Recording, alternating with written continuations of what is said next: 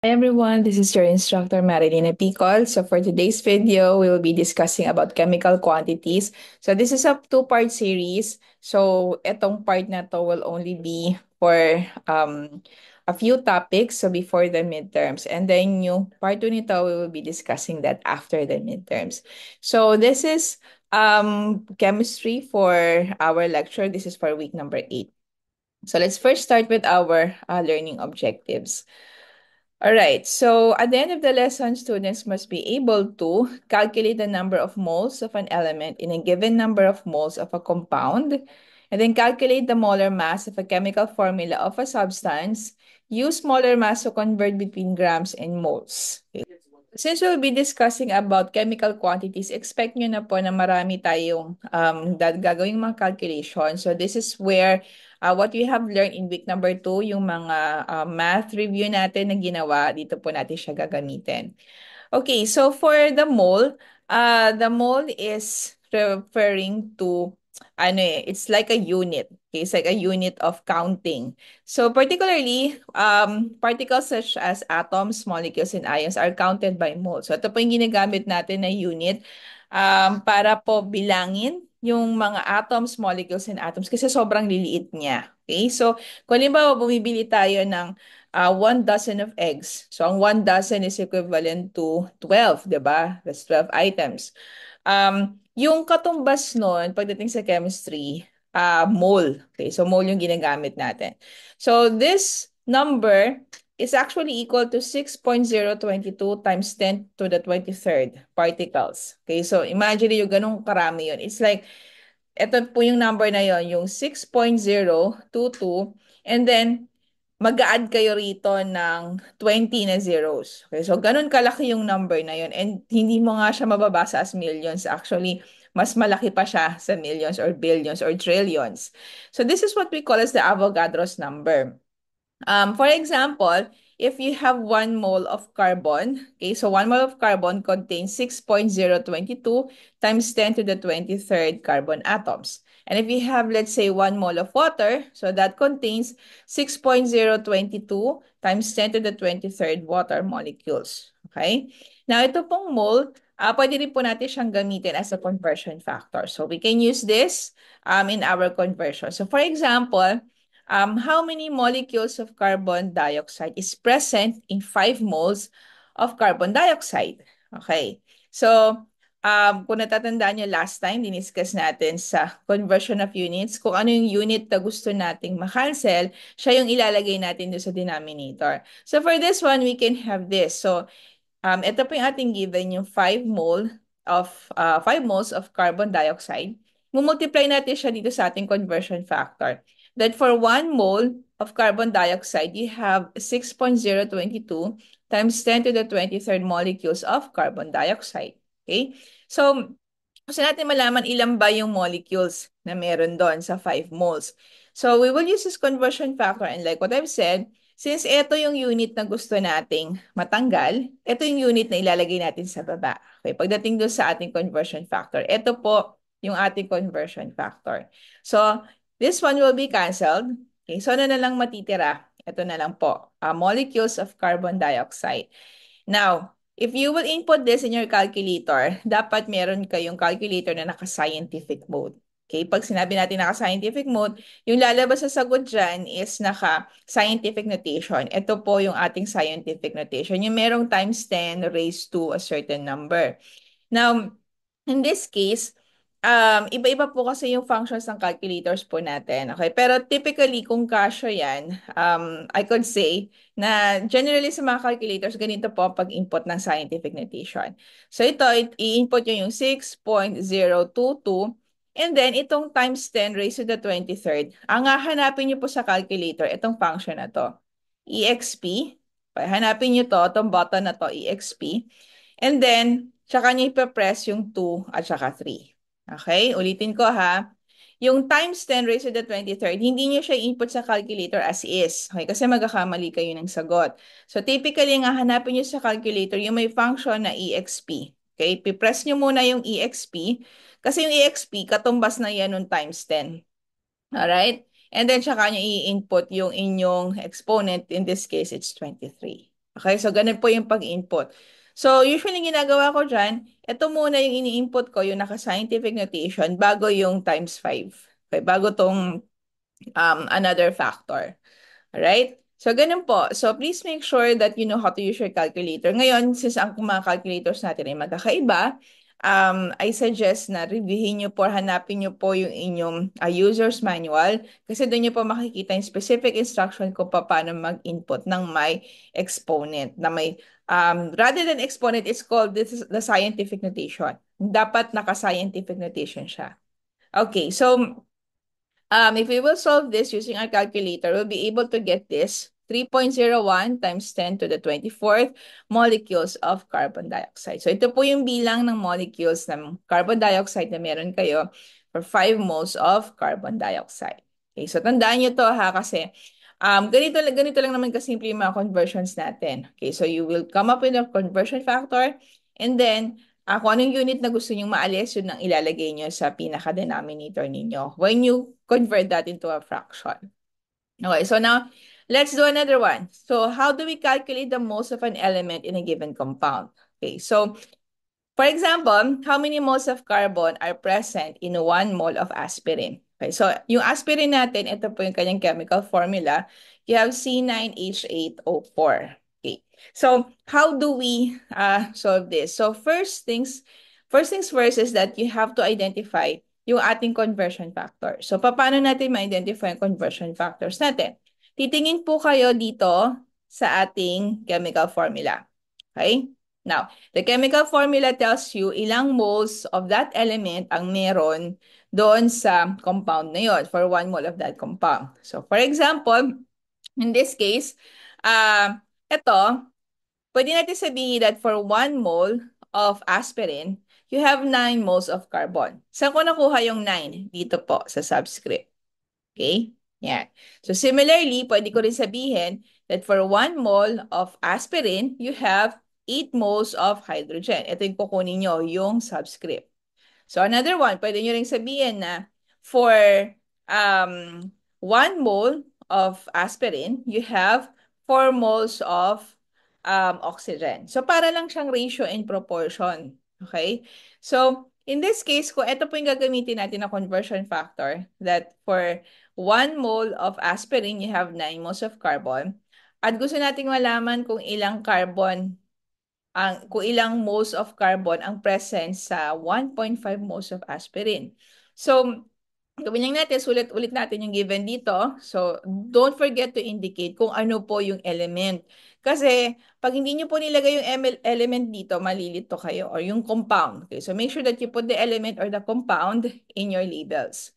So, this one is 1.5 moles of aspirin. So, multiply natin siya sa ating conversion factor. So, ito po yung conversion factor natin.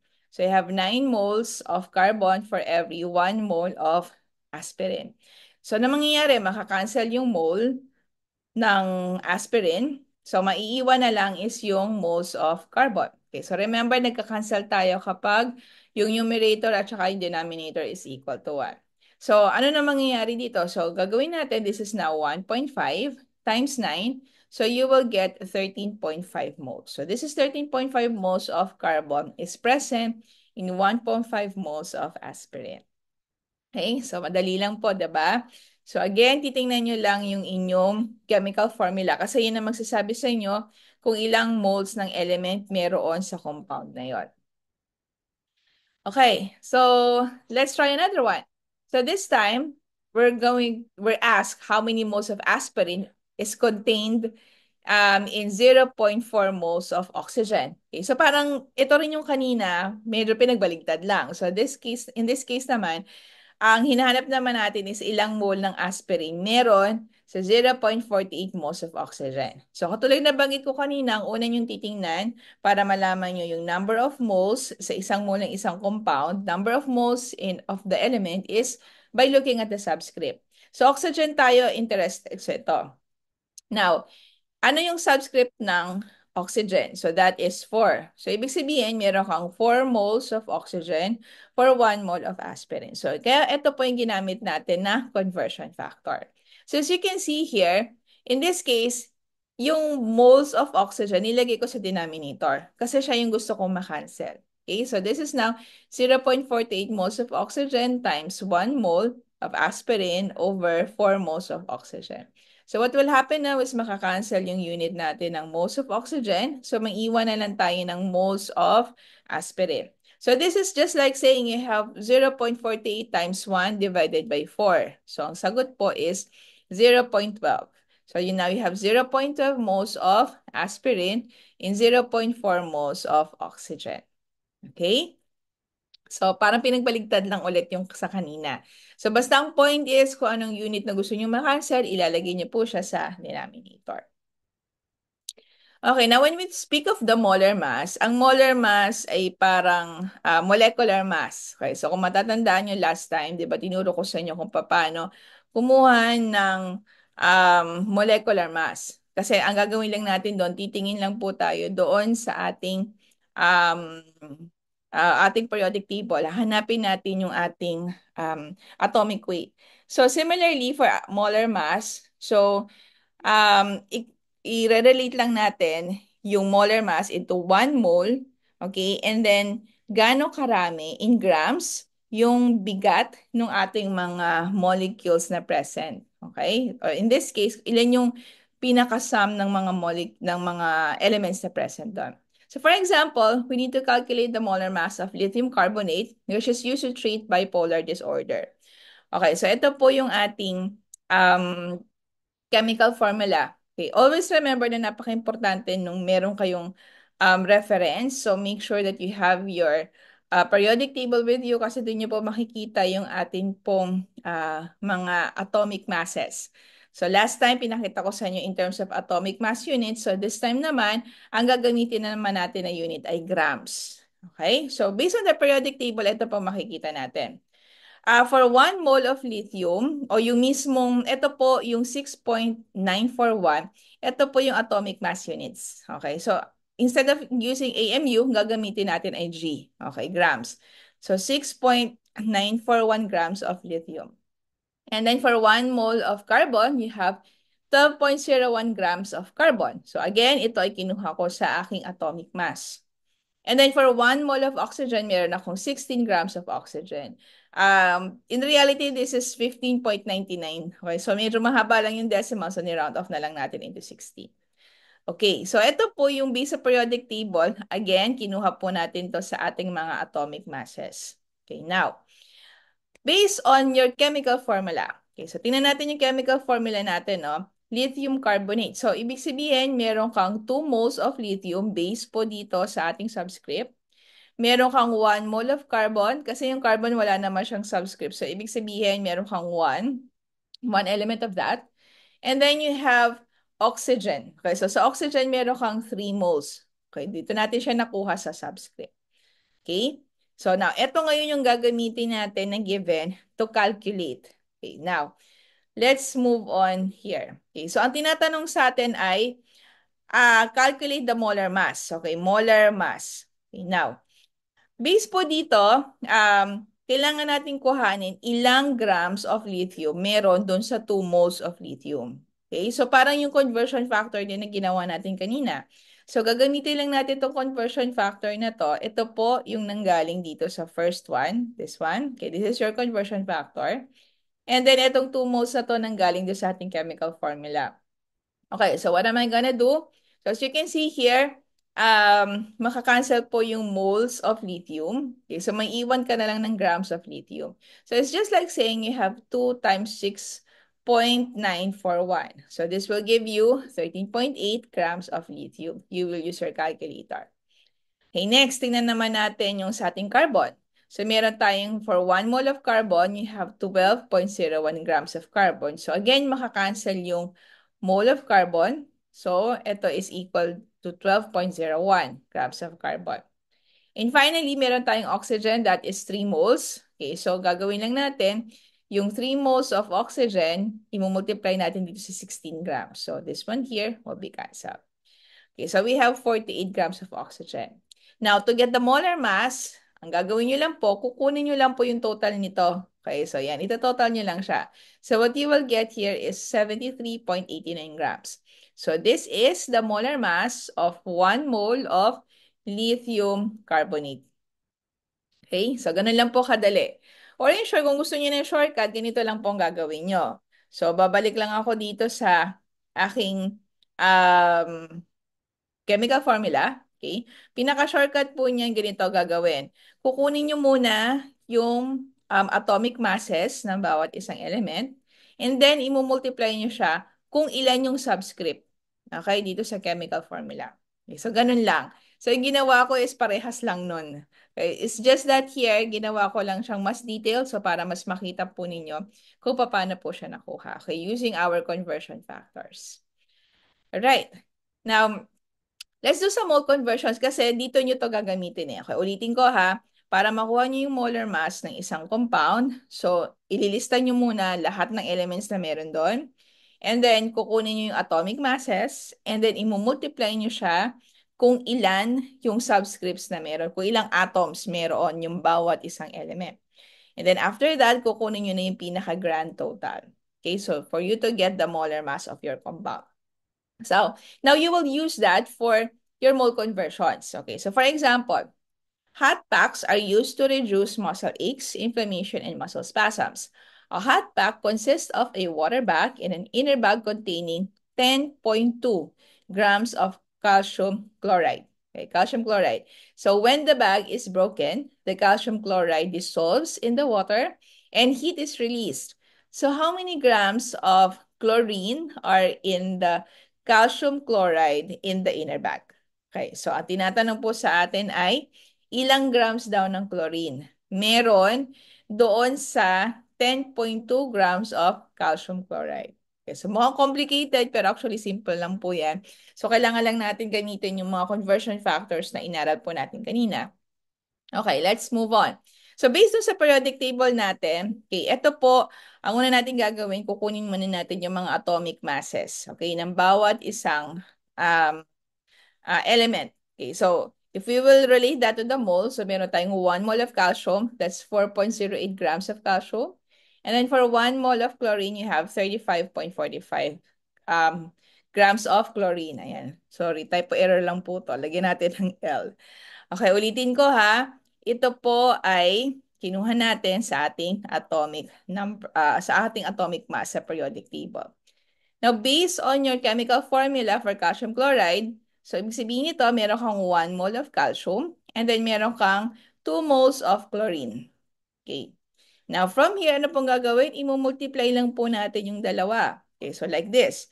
So, for 1 mole of calcium, so makakancel po ito. So, therefore, you have 4.08 grams of calcium.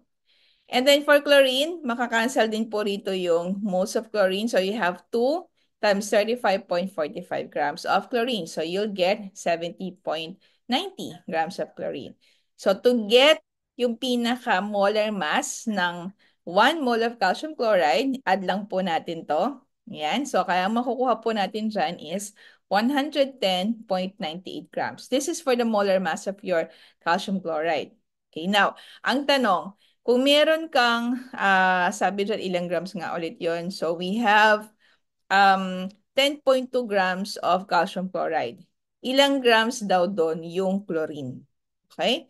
So, to do that, okay, so ganito lang po gagamitin natin. Gagawa ulit tayo ng conversion factor. Okay, so we know that for 10.2 grams of calcium chloride, marirelate natin to sa 1 mole of calcium chloride, okay, which is equivalent to 110.98 grams of calcium chloride. Okay, so mangyayari makakancel yung grams of calcium chloride, may iwanan ka ng 1 mole of calcium chloride.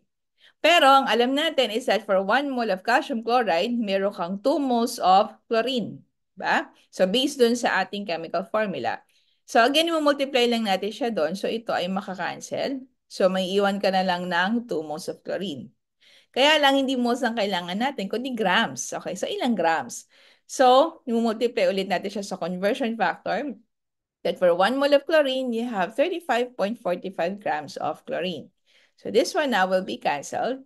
Yan. So ano magiging itsura ng equation natin? Pag in-input nyo ito sa calculator, this will be 10.2 times 2 times 35.45. Okay, and then, i-press nyo muna yung equals bago nyo siya i-divide sa 110.98. Okay, so napaka-critical no? Dapat tama yung input nyo sa calculator kasi or else, kahit na tama yung solution nyo, mamamali kayo ng final answer pag mali kayo ng input sa calculator. Okay, ulitin ko ha. Ang gagawin nyo sa mga ganitong cases, i-multiply nyo muna lahat ng dito sa numerator, then you press equals before nyo siya i-divide dito sa nasa denominator. Now, nagkataon lang na ito, lahat naka 1 lang. So, walang problema. Parang ito lang in-input nyo. Pero, just in case lang na magkaroon dito ng ibang number greater than 1, ang gagawin nyo po, you have to make sure na nakalagay muna sa open-close parenthesis, okay? Yung mga numbers nyo dito sa baba, para pag input nyo rin po sa calculator, susundan nyo po yung open-close parenthesis na yon. Okay? Kaya para maging tama yung input natin sa calculator. So if you're gonna input this in your calculator, this is what you will get. You'll get 6.52 grams of chlorine. Alright? So, ganyan lang po kadali yung ating mga computations. Mukha lang siya nakakalito, okay? Pero, once you get the hang of this, so kailangan lang dito is practice. So, with that, please make sure that you will answer homework number 6 kasi yan yung gagamitin yung pang-practice para po ma-check po ninyo kung nasundan nyo po yung ating discussion. Okay? So, feel free to rewatch this video as you move along homework number 6 kasi mas maganda kung medyo na lost kayo dahil sa homework number 6, ang gawin nyo, panoorin nyo ulit yung step-by-step process dito sa video and then sundan nyo lang po siya. Okay, so para po masagutan niyo yung homework number 6. So the deadline of this one is also on October 6. Okay, so also on Sunday. Ginawa kong parehas na lang yung deadline ng 5 and 6 kasi yung 5 hindi naman siya ganun kahirap sagutan. Okay, so kaya kinonbine ko na siya and then this is also where this is also the last topic that will be included in your midterm exam. So ang midterm exam po natin, ang coverage po niya is from week number 2 hanggang week number 8. Okay, so hanggang po dito sa video na to, yung coverage ng ating pong exam. So the exam will be multiple choice. Okay, pero kahit na multiple choice siya, kailangan nyo pa rin mag-compute. So please make sure that you have your periodic table and your scientific calculator with you kasi lahat po yun ay gagamitin po ninyo as reference so you can answer the midterm exam. Okay? So with that, guys, thank you so much and I'll see you guys at the next video and good luck on your midterm exams.